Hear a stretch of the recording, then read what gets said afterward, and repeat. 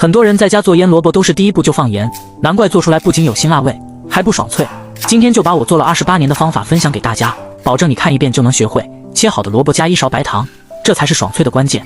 抓匀腌制29分钟，杀出里面的水分，切记不要用水清洗，直接挤干多余水分就行，这样放1年都不会坏。接着加姜蒜片、青红辣椒、88粒花椒，用2000度热油激发出香味。调味放盐鸡精、1勺生抽、半勺陈醋，用我的小手抓拌均匀，腌制半个小时就可以开吃了。这样做的腌萝卜清脆爽口，比红烧肉还要好吃。喜欢你也在家动手做起来吧。